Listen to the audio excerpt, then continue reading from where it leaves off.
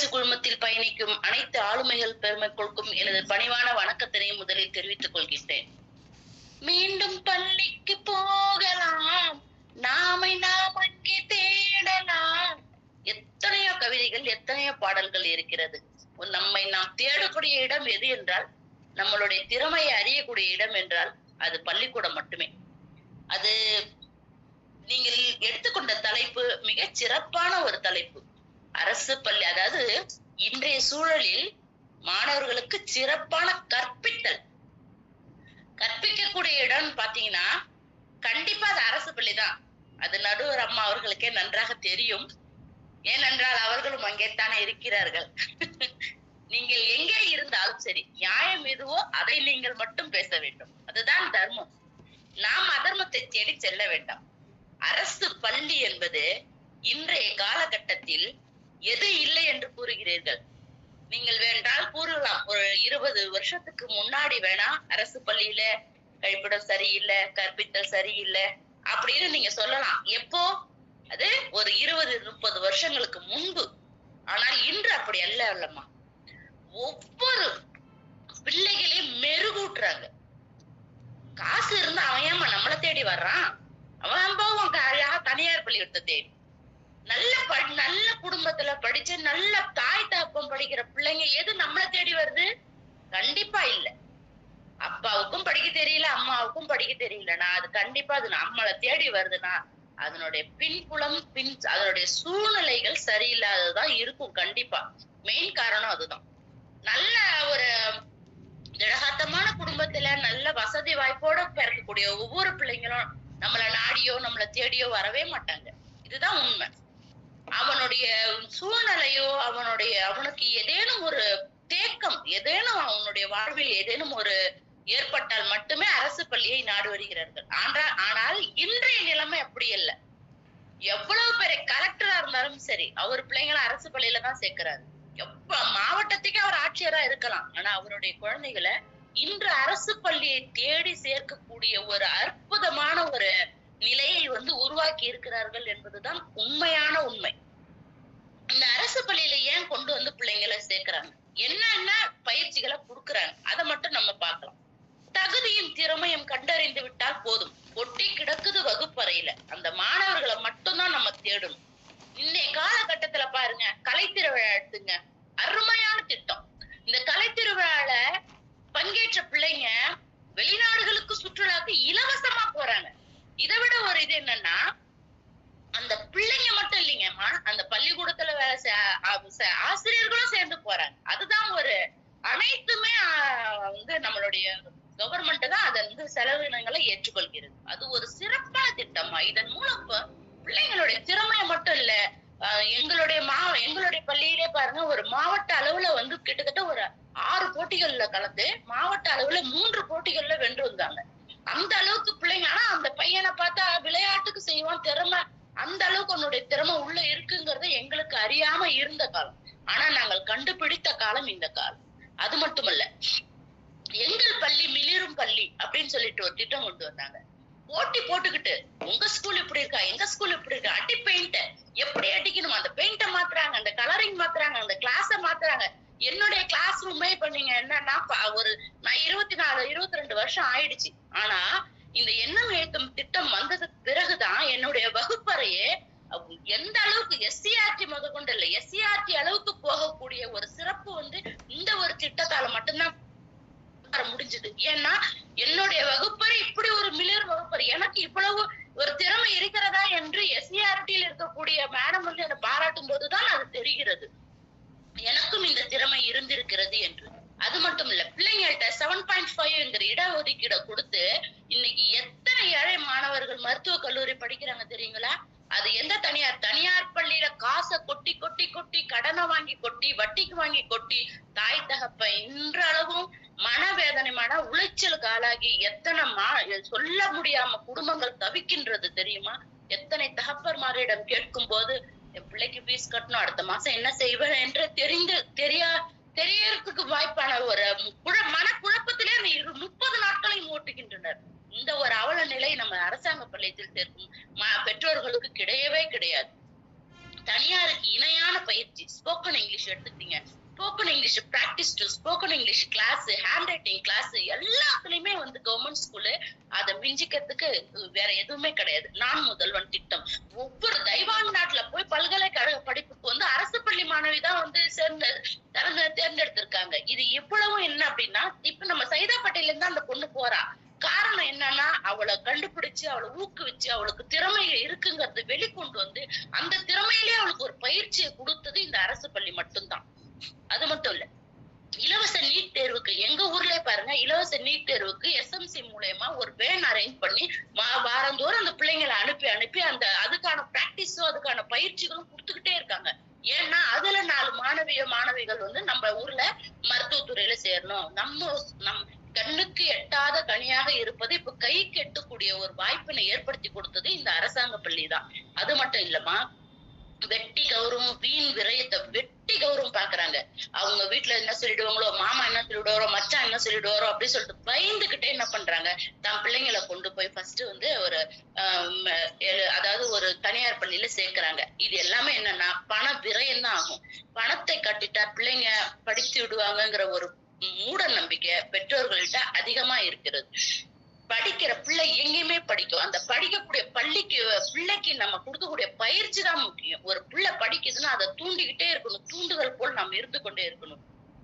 பணத்தை கட்டிட்டோம், பிள்ளைய போய் சேர்த்துட்டோம் அப்படின்னு சொல்லிட்டு நம்ம விட்டோம்னா 10ஆம் வகுப்பு வந்து கூட தாம் பெயரை தமிழில் எழுதக்கூடிய ஒரு மாணவர்கள் இன்றும் நிறைய தனியார் பள்ளியில் படித்துக் கொண்டே தான் இருக்கிறார்கள். பணத்தை கட்டிட்டோம் பிள்ளை படிச்சிருவோம் அப்படிங்கிற ஒரு மூட நம்பிக்கை பெற்றோர்கள்ட்ட இருந்துட்டு தான் இருக்கு. அது மட்டும் இல்ல, ஒரு பணக்கார பகட்டான வாழ்க்கை தான் இந்த தனியார் பள்ளி தருகிறது. பீஸா தான் சாப்பிடுவான், பர்கர் தான் சாப்பிடுவான், பிரெஞ்ச் ஃப்ரைஸ் தான் சாப்பிடுவேன். வீட்டுக்கு வந்தா என்னென்னமோ வாயில வர்றதெல்லாம் சொல்லுதுங்க அந்த பிள்ளைங்க. அடுத்து கொஞ்சம் பெருசாயிடுச்சுன்னா இந்த ட்ரெஸ் தான் போடுவேன், இப்படிதான் போடுவேன், நான் கார்ல தான் போவேன். அப்படியே அவங்களுடைய நோக்கமானது என்ன செய்யணும்னா, அந்த பணக்கார வாழ்க்கையை தான் தாய் என்ன பண்றான், தான் தாப்பா என்ன கஷ்டப்படுறாங்க, தாய் தப்பனோட கஷ்டத்தை அதுன்னு உணரல. ஆனா அதுங்களுக்கு தேவை அந்த பணக்கார பகட்டான வாழ்க்கையை நோக்கியே இஎம்ஐ, அடுத்தது கடன், அப்புறம் வட்டிக்கு, இப்படியே அவங்களுடைய வாழ்க்கை போய்கிட்டு இருக்குதுங்கிறது நிதர்சனமான ஒரு உண்மை. அது மட்டும் இல்லம்மா, கடமைக்கு செல்பவர்களும் கடமைதான செல்பவர்களுக்கும் வித்தியாசம் அதிகமா உண்டு. ஆனா இந்த கடமைதான் முக்கியம்னு போறவங்க தான் அரசு பள்ளி ஆசிரியர்கள். கடமைக்கு போறாங்க பாருங்க, அவங்கதான் தனி. நான் ஆசிரியர்களை குறை சொல்ல விரும்பல, ஆனா என்ன சொல்ல வரேன்னா, எவ்வளவு நீங்க அதாவது ஒரு ஸ்மார்ட், அத சுருக்கமா சொல்லணும்னா, அரசு பள்ளி ஆசிரியர்கள் எல்லாருமே ஸ்மார்ட் ஒர்க், தனியார் பள்ளி ஆசிரியர்கள் அனைவருமே ஹார்ட் ஒர்க்கர். ஹார்ட் ஒர்க் நீ நாள்தோறும் செய்தாலும், நீ வருடந்தோறும் செய்தாலும், ஸ்மார்ட் ஒர்க்கை சற்று நேரத்தில் செய்து அந்த பணியினை சிறப்பாக மென்மையாக அழகாக கொண்டு செல்வது நம்மளுடைய அரசு பள்ளி ஆசிரியர்கள் என்பதை நான் ஆணித்தரமாக கூறுகிறேன். ஏனென்றால் நான் அவ்வழியில் தான் செல்கிறேன் என்பது நானே அதற்கு ஒரு உதாரணம். அது மட்டுமல்ல, குறைஞ்ச சம்பளத்துல அதிகமா கற்பிக்கிறாங்க, இல்லன்னு சொல்லல, நான் ஒத்துக்கிறேன். அப்படி ஒரு மாய தோற்றத்தை உலகத்துல உருவாக்கி இருக்கிறாங்க. இல்ல, அதாவது மெட்ரிகுலேஷன் ஸ்கூலா, அந்த டீச்சரா 7 மணிக்கே போயிடுவாங்க, ராத்திரி 10 மணிக்கு தான்ப்பா வருவாங்கன்னு சொல்லுவாங்க. அவ்வளவும் செஞ்சு என்ன பிரயோஜனம்? உங்களால சம்பளத்தையும் எட்ட முடியல, உன்னுடைய கற்பித்தல் வந்து முழுமையா அந்த பிள்ளைங்களையும் போய் சேரல. ஆனா உங்ககிட்ட வரக்கூடிய மாணவர்கள் அனைவருமே ஒரு நல்ல ஒரு ஸ்டாண்டர்டான மாணவர்களை தான் நீங்க எடுக்கிறீங்க. ஒரு படிக்காத பிள்ளைகளை கொண்டு போய் நீங்க மெட்ரிகுலேஷன்ல சேருங்க, அட்மிஷனே கிடையாது. பெத்தவங்க படிச்சிருக்காங்களா, உள்ள விடுங்க. படிக்காத பேரண்ட்ஸா அப்படி கேட்டுக்கான அப்படியே அனுப்பி விட்டுரு. அதுக்கு ஒரு ஆளை போட்டு அதுக்கு ஒரு சம்பளம் போட்டு வச்சிருப்பாங்க. காரணம் என்ன அப்படின்னா, ஏன்னா பெற்றோர்கள் படித்தாதான் பிள்ளைங்களுக்கு சொல்லி கொடுப்பாங்களாம். ஆனா நம்ம கிட்ட வர பிள்ளைங்க அப்படிங்களா? நல்லா யோசிச்சு பாருங்க. வயல்ல நண்டு பிடிப்பாங்க, என்ன வேர்த்து சேர்த்த விதைக்கிறவங்க, ஏங்க பிள்ளைங்களை அனுப்பி விடுங்களாங்க, மல்லாட்ட போறேன் அடுத்த வாரம் அனுப்பி விடுறோம் போ அப்படின்னு நமக்கே ஆறுதல் சொல்லுவாங்க. ஆனாலும் அவங்க கையில காலில் விழுந்து அந்த பிள்ளைங்களை பிடிச்சி தரன்னு இழுத்து வந்து நம்ம உட்கார வச்சு, அதுலயும் சில திறமை உள்ள மாணவர்களை வெளிக்கொணர வச்சு உலகம் அறிய செய்யும் ஒரு உன்னத சிற்பி யாருன்னா கண்டிப்பா அத அரசு பள்ளி ஆசிரியர்களா தான் இருப்பாங்க. தனியார் பள்ளியில் படிக்கும் மாணவர்களுக்கு மட்டுமல்ல, படித்த பெற்றோர்களுக்கு தான் அங்க அனுமதி. கண்டிப்பா அப்படி இருந்தா இல்லன்னா அவங்களுக்கு படிப்பறிவும் கிடையாது, வழித்தடமும் கிடையாது. ஆனா நம்மட்டு வரக்கூடிய பெற்றோர்களோ அல்லது பிள்ளைகளோ அப்படி அல்ல. நாடோடி இனத்தை சார்ந்தவர்களும் வருவார்கள், நல்லவர்களும் வருவார்கள். வாழ்க்கையில் வழியே இல்லாதவர்கள் தான் நம்மை தேடி வருவார்கள். பள்ளிக்கூடம் school is not employment office. என்ன பொறுத்த வரைக்கும் school is not employment office. அரசு வேலை வேண்டும், ஆனால் அரசு பள்ளி வேண்டாம். இது என்ன நியாயம்? அரசாங்கத்தில் வேலை இருந்தால் பென்ஷன் உண்டு என்ற ஒரு நம்பிக்கை உண்டு. ஆனால் அரசாங்கத்துக்கு பள்ளிக்கூடத்துல படிச்சா அவமானம் உண்டு. எங்கே இருந்து வருகிறது இந்த அவமானம்? நீங்களே உங்களை தேடிக்கொள்கிறீர்கள். இந்த அவமானம் என்பது நீங்களே ஒரு மாய தோற்றத்தை உருவாக்கி கொள்கிறீர்கள். அதுதான் என்னுடைய வாதம். பயணத்திற்கு எப்படி பயணத்திற்கு எழுத்து தேவை, பணத்திற்கு எண்கள் தேவை. இத கண்டிப்பா எங்க சொல்லி கொடுக்குறோம்னா அரசாங்க பள்ளிக்கூடம் மட்டும்தான் சொல்லிக்கூடும். இன்னைக்கு அரசாங்க பள்ளிக்கூடம் இடம்பெறாத துறைகள் உண்டா? அரசாங்கத்தில் இன்று மட்டும் இல்ல, இது ஒரு 10 ஆண்டுகளுக்கு முன்பாகவே இன்றைய பெரும் துறையில இருக்கிறவங்க எல்லாருமே அரசாங்க பள்ளிக்கூடத்துல படிச்சவங்க தான். எல்லாருமே ஒரு பெரும் தலைவர்கள் எடுத்துக்கிட்டா 3/4 பேர் அதுல அரசாங்க பள்ளிக்கூடத்துல படிச்சவங்க தான். இந்த நியூஸ் பேப்பர் போட்டு தன்னுடைய வாழ்க்கையை ஓட்டி இன்றைக்கு ஒரு விஞ்ஞானியாக மாறியவர் யாரு? நம்மளுடைய அப்துல் கலாம். அவர் கூட இந்த அரசாங்க பள்ளிக்கூடத்துலதான் படித்தார். காமராஜர், கல்வி கண் கொடுத்த காமராஜர் கூட அரசாங்க பள்ளிக்கூடத்துலதான் முதல்ல தன்னுடைய தொடக்க கல்வியை ஆரம்பிச்சாரு. இப்படி ஒவ்வொரு தலைவர்கள் எடுத்துக்கொண்டே இருந்தால் ஏகப்பட்ட தலைவர்கள் நம்ம எடுத்துக்காட்டாக சொல்லலாம். தன் சம்பளத்தையும் தன்னுடைய மாணவர்களுக்காக செலவிடக்கூடிய ஒரு மனித நேயமிக்க அரசு பள்ளி ஆசிரியர்களை இன்று நிறைய இடத்துல நம்ம பாக்குறோம். இன்னைக்கு மட்டும் இல்ல, எல்லா இடத்துலயுமே சரி. ஒரு படிக்கிற ஒரு பையனுக்கு நோட் இல்லையா, இந்தாடா தம்பி 50 ரூபா, போய் ஒரு நோட் எடுத்து வாங்கிக்கோ. இல்லன்னா என்கிட்ட கேட்க வேண்டியதானே, பேனா இல்லன்னா என்கிட்ட கேட்க வேண்டியதானே. ஏன்டா இப்படி தயங்கி இருக்குன்னு சொல்லி அவனை அரவணைக்கிறது மட்டும் இல்ல, அவனுக்கு அந்த நேரத்துல ஒரு ஆறுதலா, அவனுக்கு தேவைகளை இன்னைக்கு எத்தனையோ நிகழ்ச்சிகளை பாக்குறோம். ஒரு அரசு பள்ளியில படிக்கக்கூடிய ஆசிரியர்கள் தன்னுடைய மாணவர்களை எந்த அளவுக்கு ஒரு பாடல் நிகழ்ச்சியாக இருக்கட்டும், ஒரு எந்த நிகழ்ச்சியாக இருக்கட்டும், தன்னால் தான் பெற்ற பிள்ளையை விட தன்னிடம் தான் பெக்காத பிள்ளைகளுக்கு அவர்கள் முன்னிலைப்படுத்த அரசு பள்ளியில ஆசிரியர்களுக்கு மட்டும்தான் அது அதிகமான ஒரு உழைப்பு இருக்கிறது என்பது மட்டும் நான் ஆணித்தரமாக கூறிக்கொள்கிறேன். அந்த அரசு பள்ளியில புனரமைப்பு கட்டமைப்பு சரியில்லை என்பதனால் இது அரசாங்கத்தினுடைய பிரச்சனை. ஸ்கூல்ல அது இல்ல இது இல்லங்கிறதுக்காக நீங்க பகட்டான வாழ்க்கையை நோக்கி இப்பவே உங்க பையன் என்ன செய்றீங்க? பல பேர் கூட சேர விடக்கூடாது. பல பேர் கூட சேர்ந்தாதான் அவன் நல்லவன். அவன் என்னன்னா ஒரு ஏழைமானவன், பணக்கார பையன், இப்படி எல்லார்கிட்டையும் அவன் சேரும் போது அவனுடைய சமூகத்தை எப்படி இருக்குன்னு அவன் தெரிஞ்சுப்பான். ஆனா நீங்க இதே தனியார் பள்ளியில போய் பாருங்க, எல்லாருமே ஒரே இனத்தை சேர்ந்த சமூகமா தான் இருக்கும். ஏன் அப்படின்னா, இதோ முடிச்சுக்கிறேன், இன்னும் 2 கருத்துக்கள் ஆணித்தரமா சொல்லி முடிச்சுக்கிறேன். அதாவது கொரோனாவின் போது அனைத்து மாணவர்களும் அரசு பள்ளியில தாங்க சேர்ந்துச்சு. தமிழ்நாட்டிலே 2வது இடம் எதுனா பரங்கிப்பட்டையில இருக்கக்கூடிய ஒரு தொடக்க பள்ளி தான் 400 பிள்ளைகளை சேர்த்தோம். ஏன் காரணம் என்னன்னா, இந்த கொரோனாவுல தமிழகத்திலே 2வது இடம் பிடித்த எதுன்னா இந்த அரசு பள்ளி என்ற ஒரு பெயரானது வந்தது. அது மட்டும் இல்ல, ஆன்லைன் கிளாஸ், பிரைவேட் ஸ்கூல், இது எல்லாமே ஆன்லைன் கிளாஸ் வந்தது எல்லாமே இந்த பிரைவேட் ஸ்கூலாலதான்.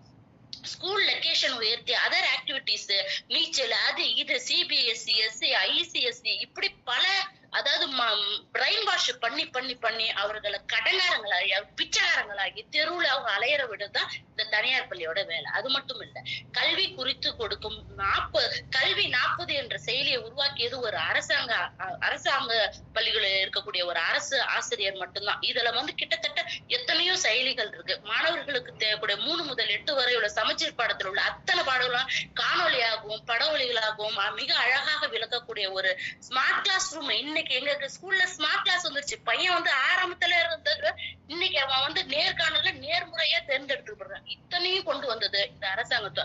எனக்கு இப்படி ஒரு தர்ம சங்கடமான நிலையை தயவு செய்து ஏற்படுத்தாதீர்கள். எங்களுக்கு இன்னும் பேச அதிகமான விஷயங்களை நாங்கள் கேதர் பண்ணிட்டு இருக்கிறோம். நேர மேலாண்மை காரணமாக எனது உரையினை மிக சுருக்கமாக முடிக்க வேண்டிய ஒரு நிர்பந்தத்தில் இருப்பதனால் எனக்கு வாய்ப்பு கொடுத்த எனது அன்பு சகோதரி ராணியம்மா அவர்களுக்கும் மற்றும் நடுவர் அம்மா, கண்டிப்பாக நீங்க அரசாங்க பள்ளிக்கூடம் தான் நீங்க தீர்ப்பு கொடுத்தே ஆகணும் என்று கூறி எனக்கு அனுமதி பேச வாய்ப்பளித்த நன்றி கூறி இடம் சார்கிறேன். நன்றி, வணக்கம் அம்மா. நன்றி நன்றி அம்மா, ரொம்ப அழகா பேசுனீங்க. உங்க அணியில பேச வேண்டியவங்க அத்தனை பேர், அத்தனை பேர்த்தோட பேச்சையும் நீங்க ஒரே ஆளே பேசிட்டீங்க. ரொம்ப மகிழ்ச்சி. அம்மா சொல்லுங்கம்மா, நம்மளுடைய ஜுனைதா அம்மா எப்படி பேசுனாங்கன்னு சொல்லிட்டு. அம்மா ஜுனைதாம்மா, நீங்க உங்கள் அணிக்கு மொத்த கருத்தையும் மொத்தமா கொட்டிட்டீங்க. 22 ஆண்டுகள் நீங்க அரசு பள்ளியில ஆசிரியரா இருந்திருக்கேன் அப்படின்னு சொன்னீங்க. முதல்ல மீண்டும் பள்ளிக்கு போகலாம் என்று அந்த உங்க மலர நினைவுகளோட ஆரம்பிச்சீங்க. எத்தனை அதாவது தனியார் பள்ளின்னு சொல்றது 20 வருஷத்துக்கு முன்னாடி நம்ம அரசு பள்ளி மோசமான நிலைமையில இருந்தது. இப்ப அருமையா கொண்டு வந்திருக்காங்க அப்படிங்கிற செய்தியையும், பெற்றோர்கள் நம்மள்கிட்ட வர்றது படிக்க தெரியாத பெற்றோரின் குழந்தைகள் தான் நம்ம கிட்ட வர்றாங்க, வசதி இல்லாத குழந்தைகள் தான் நம்ம கிட்ட வர்றாங்க. ஐஏஎஸ் படித்த ஒரு மாவட்ட ஆட்சியர் கூட இப்ப நம்ம அரசு பள்ளியில குழந்தைகளை வந்து சேர்க்கிறாங்க. அடுத்து கலை திருவிழாவுல குழந்தைகளை வெளிநாட்டுக்கெல்லாம் அழைத்து போற வாய்ப்பு அரசு பள்ளியில கிடைக்குது. எங்கள் பள்ளி மிளிரும் பள்ளி, அதனால எங்க பொலிவு பெறுகிறது எங்கள் பள்ளி. ஸ்போக்கன் இங்கிலீஷ் கிளாஸ் இருக்கு, 7.5 இடஒதுக்கீடு இருக்கு, நான் முதல்வன் திட்டம் இருக்கு. அதாவது கடமைக்கு பணியாற்றுபவர்கள் தனியார் பள்ளி ஆசிரியர்கள், கடமையே கண்ணாக பணியாற்றுபவர்கள் அரசு பள்ளி ஆசிரியர்கள் என்று